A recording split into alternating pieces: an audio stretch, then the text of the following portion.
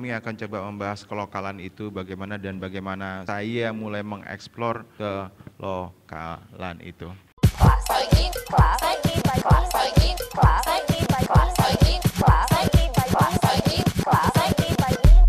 Saya simpulkan, kelokalan itu adalah sebuah aspek yang memperhatikan budaya, kebiasaan, kegiatan, sebuah ekosistem, sumber daya alam, letak geografis lokal. Lokal dalam konteks ini dapat dikaitkan dengan apa yang ada di sekeliling kita. Trivial, temeh-temeh, keseharian. Contoh cerita kelokalan. Dan ini adalah rumah lukisan di dalam rumahku. Saya melihat foto-foto keluarga saya dan ingat ada sebuah lukisan di rumah saya yang gambarnya gunung. Saya mulai mencari tahu tentang gunung tersebut. Buat saya pribadi, karena saya dari lahir di Jakarta ya, gunung jauh kecuali kita ke Bogor, tapi gambar gunung adalah sesuatu yang dekat kalau kita suka makan di warteg, ada aja gitu rumah atau tempat makan pinggir jalan yang ada gambar gunungnya. Itu kayak satu hal yang memang personal banget dan lokal banget. Kebudayaan ini sangat dekat dengan kita pada saat kita dulu ya disuruh gambar bebas, gambarnya gunung, sawah, tahu kan ada matahari di tengahnya gitu. Padahal kita diberikan kesempatan untuk menggambar bebas. Bebas adalah bebas. Kenapa kita mau menggambar gunung dan sawah lagi? Itu yang menjadi tanyaan saya. Saya bilang ke anak saya, "Dek, kamu coba gambar bebas deh." Dia gambar gunung dan sawah lagi. Dan sejak itu saya tahu bahwa saya harus mengeluarkan anak saya sendiri keluar rumah saya untuk tidak terdoktrin dengan dalam tanda kutip gunung itu. Jadi kita semua adalah produk globalisasi, tapi ketika kita mau melihat kembali diri kita dan lingkungan kita dan lokal kita bisa mulai mengkritisi dari situ sih. Kita melihat dari frame global, bagaimana kita masing-masing menggunakan perspektif kita sendiri dalam melihat. Bukan masalah, oke, gue anak muda Pak, dari sisi anak muda. Tapi lebih spesifik lagi, latar belakang kamu itu sangat menentukan pola pikir kamu. Sampai pas satu hari gue ke Starbucks, gila ya, gue nggak tahu arti Starbucks itu apa ya. Saya coret-coret di situ. Ada yang tahu nggak arti Starbucks gitu? Perkenalkan, nama saya Arum. Starbucks sih sebenarnya simpel sih, ini dulu pendiri Starbucks, dia senang baca buku Moby Dick, salah satu karakternya itu Starbucks. Nah itu pengetahuan. Thank you. Starling dari mana? Starbucks keliling, dilokalkan. Bagaimana kekuatan kelokalan itu? Seberapa powerful? The brand global, modifikasi lokal, bagaimana KFC menginjek menu nasi, McDonald menu nasi juga. Kalau itu tidak dilokalkan, nggak akan laku. Ternyata dilokalkan ini untuk menggait pasar Indonesia. Lokal itu mereka menghadirkan nasi dan tepung yang crispy. Ini modifikasi, kolaborasi, dan dekonstruksi. Saya melakukan tes gabung. Ini, itu, dimasukin, ini cocok apa enggak ya? Dan saya orang yang cukup dekonstruktif ya. Suka ngebolak-balik, kayak pasang, puzzling. Dan cara bekerja saya seperti ini. Bagaimana menghadirkan hal domestik itu, saya coba pasangin ini, image ini, itu adalah apa yang terjadi di otak saya. Nah misalkan diaplikasikan ke wedding bagaimana? Nah ini. Kelokalan itu, jadi tentang spray, ilernya udah kemana-mana tuh, itu kan jadi kayak sebuah cerita gitu kan. Nah ini juga jadi kayak selalu menghadirkan masa lalu, mempelainya itu saya hadirkan kakeknya di situ bagaimana. Nah mereka adalah orang-orang yang orang tuanya punya berduit, tapi kita pengen napak tanah Pak saya suruh jalan-jalan dan napak tanah itu yang menghadirkan simbol-simbol ini kayak gitu. Misalnya dari si desain, sebenarnya kelokalan itu punya kekuatan. Gue coba ngedesain, dilempar ke publik milih mana? Kebetulan milih ini tanpa tahu siapa yang ngedesain. Sangat kelokalan banget ya, tapi bagaimana kita ngemasnya itu jadi relate ke publik. Nah, kekuatan narasi. Kita masing-masing punya gayanya sendiri. Kok saya sih dari keseharian saja. Wajahku mau ditaruh di mana kalau aku nggak balik kampung? Apalagi misalkan sekarang kita tahu bahwa ini mau lebaran, ini jadi inget nih. Kemudian ya foto yang tadi, saya robek itu, wajahku mau ditaruh di mana kalau nggak balik kampung? Ditaruh di sini Mas. Gitu. Itu kan dari hal-hal yang keseharian. Semoga bekal ini menguatkan. Terima kasih. Terima kasih semua. Silakan pertanyaan. Selamat pagi Pak Aing dan Pak semua. Pagi. Lalu pertanyaan saya, lantas value itu diciptakan atau dicari? Dan value itu selalu muncul dari pemaknaan diri kita sendiri, atau setiap apa yang kita cari itu sudah punya value yang tinggal kita cari maknanya begitu.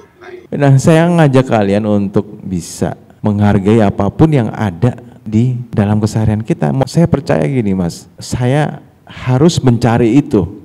Yes. Bagaimana saya bisa menghargai apa yang saya miliki sekarang yang ada di sekitar saya. Yang terpenting itu adalah kesadaran aja. You have to be content in every second. Menghargai penghargaan itu terhadap apapun itu. Tapi terima kasih untuk pertanyaannya. Itu adalah pertanyaan yang cukup kritis, tajam, dan untuk kita pikirkan. Itu jawaban saya. Terima kasih.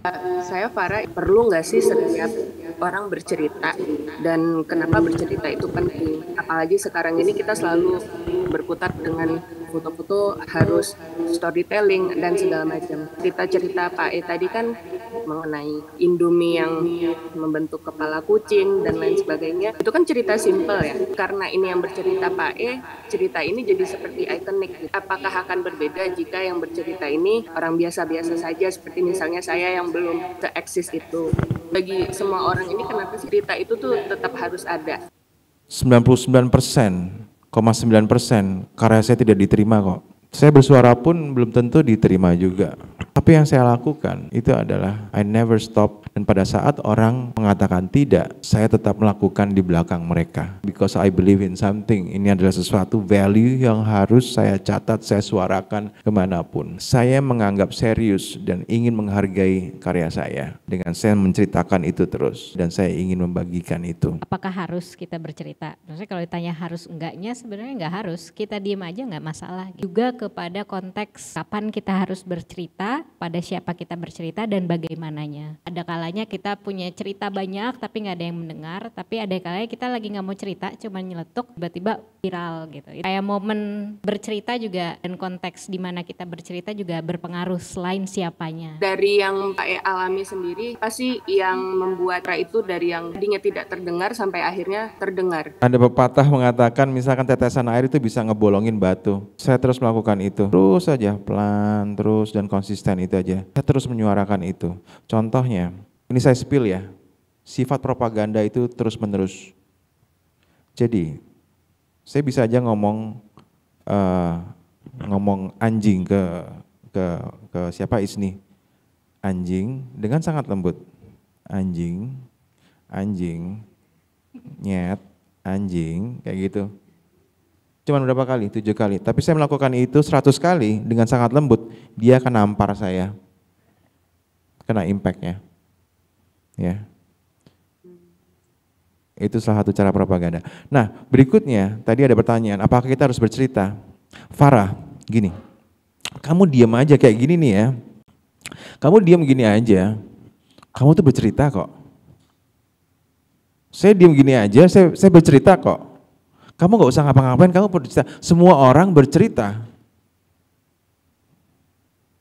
Bukan kamu yang membuat cerita, tapi orang yang membuat cerita tentang kamu. Paham gak? Jadi di sini kita belajar bercerita bukan untuk kita menyuarakan, tapi kita benar-benar sadar bahwa kita tuh bercerita dengan gestur kita.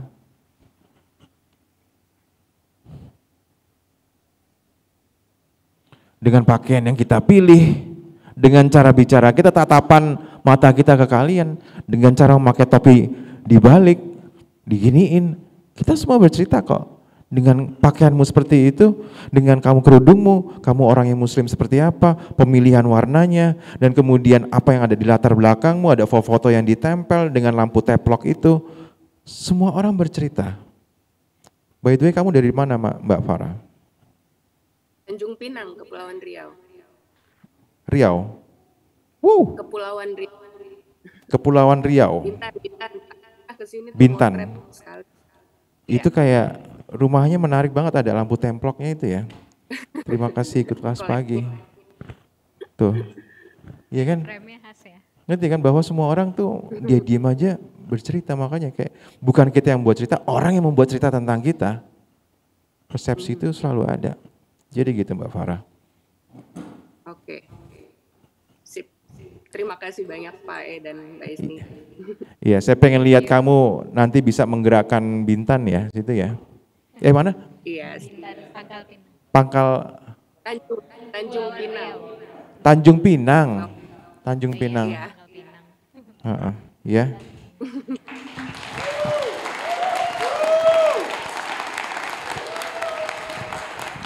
Thank you. Next. kita batasi ya. Jadi kita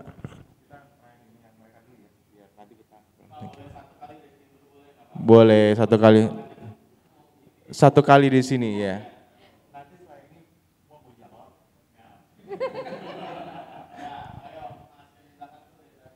Ayo, yang dari sini dulu ya, offline dulu, oke.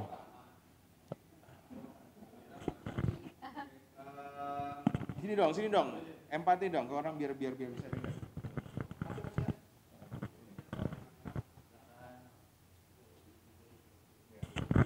Oke, assalamualaikum warahmatullahi wabarakatuh. Selamat pagi teman-teman semua.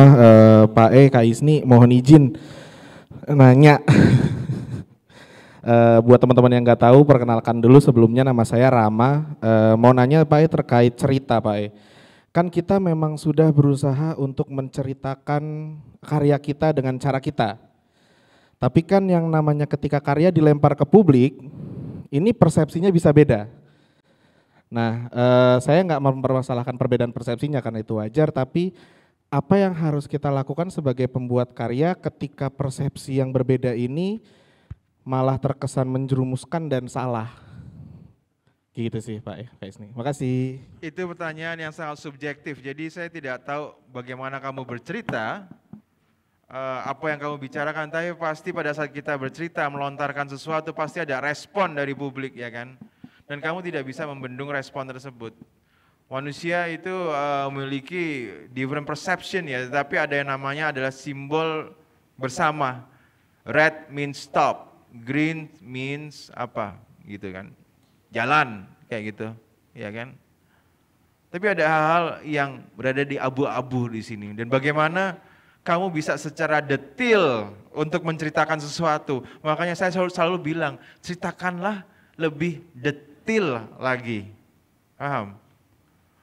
Kayak misalnya kita bercerita, oke, untuk ke depan fotografi tentunya pasti akan semakin maju. Nah itu bukan detail gitu kan. Detailkan pernyataan-pernyataan kalian. Apa yang harus saya lakukan? Saya harus bekerja dengan keras dan konsisten. Ya detailnya itu apa? Konkretnya itu apa? Makanya saya di sini saya ngajarin, Mbak Isni ngajarin agar kita bisa sama-sama menuliskan atau mencurahkan pemikiran gagasan-gagasan yang konkret. Bukan tentang poetik jauh, tetapi benar-benar konkret, benar-benar kontekstual. Ya. Di dalam sikap kita, langkah kita akan seperti apa? Lo akan ngapain nanti? Pokoknya gue akan bekerja dengan konsisten. It's not enough. Lo belum tahu apa yang mau lo lakukan. You'll be lost. Ya, itu sih jawaban saya.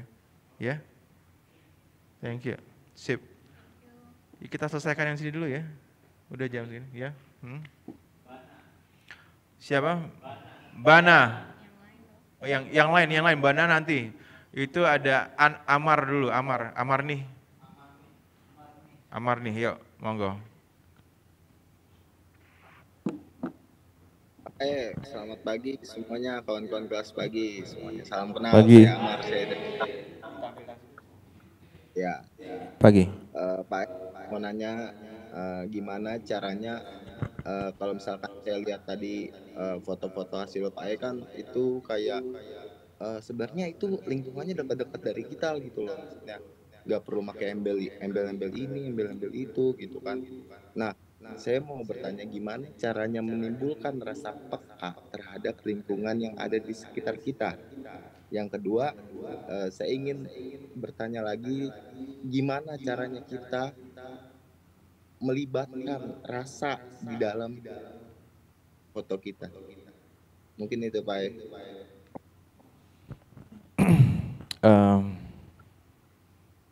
Bagaimana agar kita bisa peka?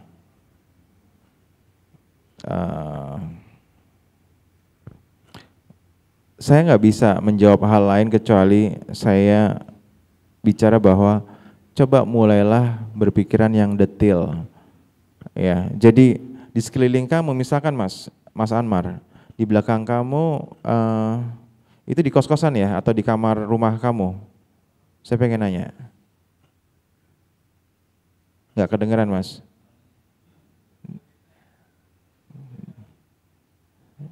Unmute.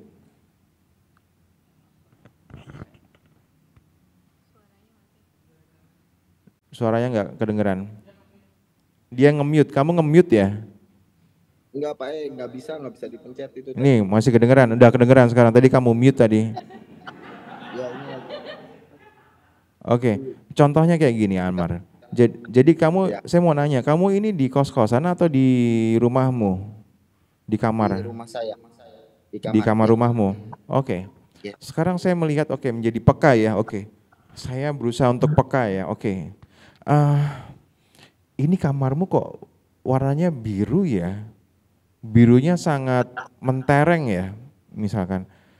Saya mulai bertanya, kenapa ya? Apakah ini adalah, ya mungkin berandai-andai ya, ini adalah kompleks aurikah atau kamu rumahnya di daerahkah?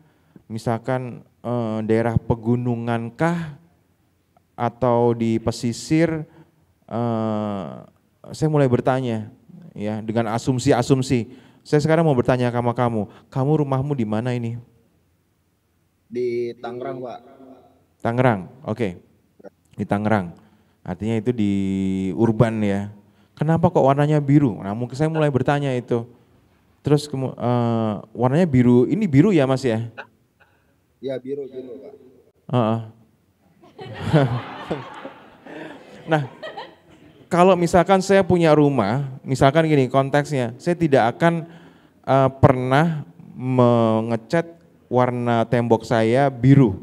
Karena apa? Karena capek. Kenapa ya? Jadi saya bertanya, kenapa ya kok misalkan ini tembok kamarmu dicat warna biru, di mana kamu mau istirahat tapi kamu mengecat itu warna biru. Apakah ada hal yang ingin kalian pamerkan? Ini loh warna birunya kayak gini, rumah kita tuh ini. Kenapa Mas? Warna biru untuk kalian tuh apa? Kenapa? Warna biru ini kebetulan sebenarnya gara-gara ini Pak ada cat rumah sisa. Oke, cat rumah sisa.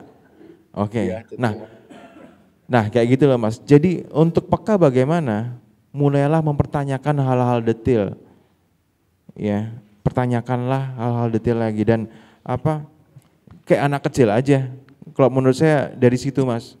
Ya. Makanya pas pada saat kita menulis nanti tolong tulis hal-hal yang mungkin lebih konkret, lebih detail lagi.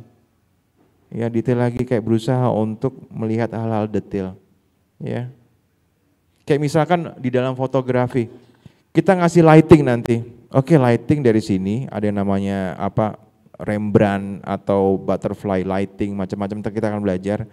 Di situ kita bukan melihat per wajah bagaimana. Nanti saya ingin kalian tuh melihat per sentimeter persegi perpindahan lighting lampu dari lampu ini secara detail itu bagaimana. Paham nggak? Nanti kita akan mulai melihat hal detail bagaimana lekuk badan kita, pundak kita, rambut kita kena lightingnya gimana, per sentimeter persegi kita perhatikan, bukan satu kayak gini. Jadi kita akan mulai lebih peka terhadap hal-hal secara menyeluruh dari hal-hal detail yang kita pelajari itu, ya. Mbak Isni mau nambahin atau enggak? Dari saya nggak ada tambahan sih. Saya setuju dengan yang Pak E bilang. Mulai mempertanyakan hal-hal detail yang kita lihat gitu. Kalau Pak E ke temboknya tadi saya penasaran sama hordengnya. Hordennya. Kayak apakah itu kalau di Tangerang, seingat saya biasanya ada. Kamu tinggal di daerah kontrakan apa rumah perkampungan? Karena kadang hordeng kayak gitu biasanya yang ada abang-abang yang jual meteran gitu. Maksudnya itu kan juga salah satu kepekaan saya karena saya pernah ke sana gitu dan ketertarikan saya secara personal. Saya nggak peduli dengan temboknya tapi saya suka dengan hordengnya, tertarik dengan hordengnya. Dan dari situ sebenarnya kusen aluminiumnya juga itu, ada kusen aluminiumnya. Itu. Nah, itu kan. Ini kayaknya konstruksi kontrakan ya. Nah, itu. Dan dari situ sebenarnya jangan takut juga kayak oke, saya punya asumsi ini dan kamu mempertanyakan benar tidak asumsi ini gitu. Jangan-jangan salah, jangan-jangan benar gitu. Jadi dari yang kita lihat, kita coba cek ulang dari asumsi dan hal yang kita tertarik. Nanti pelan-pelan kita setelah kita konfirmasi, oh ternyata salah, oh ternyata benar. Kita pelan-pelan mengumpulkan pengetahuan-pengetahuan yang ketika kita melihat hal yang sama, kita mulai bisa ada kayak library gitu dalam pikiran kita. Oh, kalau hordengnya gini begini, ini begini. Kalau kusennya seperti ini, biasanya di daerah ini. Itu kan salah satu kepekaan yang tumbuh dari pengalaman dan curiosity kita gitu.